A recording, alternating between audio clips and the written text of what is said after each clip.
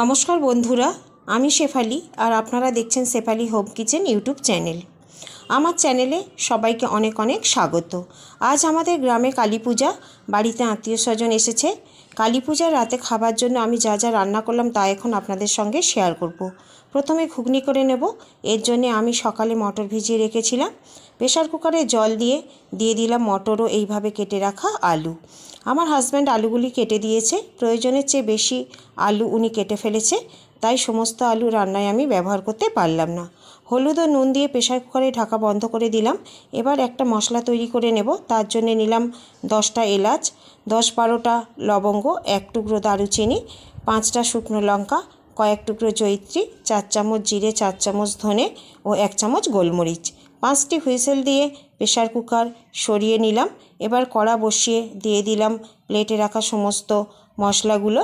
কয়েক মিনিট নেড়েচেড়ে দিলাম ধনে ও অবশেষে দিলাম জিরে দেবার ঠিক 1 মিনিট পর মশলা নামিয়ে নিলাম। মিক্সিং বোলের মধ্যে সমস্ত মশলা ঢেলে ঠান্ডা করে গুঁড়ো করে নিলাম। এই মশলা ডিমের তরকারি, মাংসের তরকারিতেও ব্যবহার করতে পারেন। 1 চামচ কাসুরি মেথি পাতাও হালকা করে ভেজে তুলে রাখলাম। মশলা একটা এয়ারটাইট কন্টেনারে রেখে দিলাম। এবার মিক্সিং বোলের মধ্যে নিলাম প্রয়োজন মতো আদা, 2টো টমেটো, কয়েকটি কাঁচা লঙ্কা, অল্প একটু জল দিয়ে পেস্ট করে নিলাম। এবার কড়া গরম করে দিয়ে দিলাম তেল। ফোড়নে দিলাম 2টো তেজপাতা, কয়েকটি গোটা লঙ্কা, জিরে, কালো জিরে, 3টি কাঁচা লঙ্কা ও হিং। দিলাম টমেটো, আদা ও কাঁচা লঙ্কার পেস্ট। তেল ছেড়ে এলে দিলাম হলুদ, লঙ্কা গুঁড়ো ও নুন। বেশ কয়েক মিনিট নেড়েচেড়ে দিলাম 2 চামচ ভাজা মশলা। অল্প জল দিয়ে মশলা কষিয়ে দিয়ে দিলাম সিদ্ধ আলু মটর। দেখুন বন্ধুরা, মটর কত সুন্দর সিদ্ধ হয়েছে। এই রকম জল দিলাম। ফুটে উঠলে দিলাম চিনি ও ভেজে রাখা কাসুরি মেথি পাতা। এই রকম ঝোল রেখে নামিয়ে উপর থেকে ভাজা মশলা ছড়িয়ে দিলাম।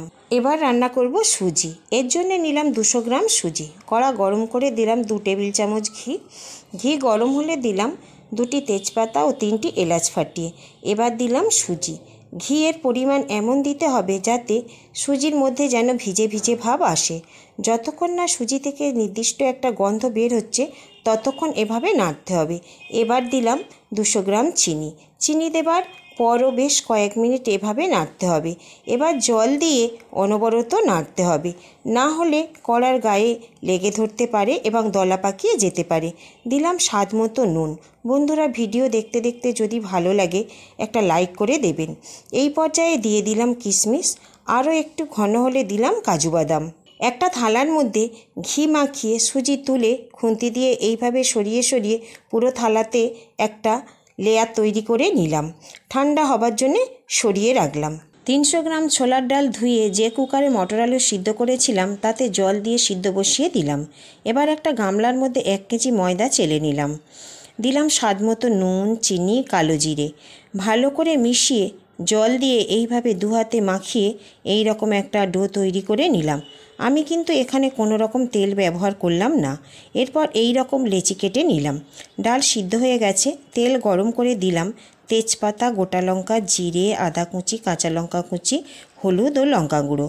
এবার দিলাম সিদ্ধ করে রাখা ডাল। ছোলার ডাল এমনভাবে সিদ্ধ করতে হবে যাতে কিনা সিদ্ধ হবে অথচ দানা দানা থাকবে, তাহলে খেতে অনেক ভালো লাগবে। দেখুন বন্ধুরা, যেমন আমি করেছি। স্বাদ মতো নুন দিয়ে পাশের ওভেনে ট্রান্সফার করলাম। এবার লেচিতে সামান্য তেল লাগিয়ে এইভাবে লুচি বেলে নিয়ে গরম তেলে ছেড়ে দিলাম। দেখুন বন্ধুরা, লুচি কত সুন্দর ফুলেছে। ডালে দিয়ে দিলাম ভাজা মশলা ও চিনি। আমি ভাজা একই মশলা ঘুগনি ও ডালে ব্যবহার করলাম। 2টি পদই খেতে খুব ভালো হয়েছিল। এইভাবে 1 হাঁড়ি লুচি ভেজে ফেললাম। একটা চাকু দিয়ে সুজি এইভাবে বরফি করে কেটে নিলাম। ঘিয়ে ভাজা সুজি খেতে কিন্তু বন্ধুরা দারুণ লাগে। যদি ভিডিওটি ভালো লাগে লাইক, কমেন্ট ও শেয়ার করবেন। সবাই ভালো থাকবেন। আবার দেখা হবে পরের ভিডিওতে।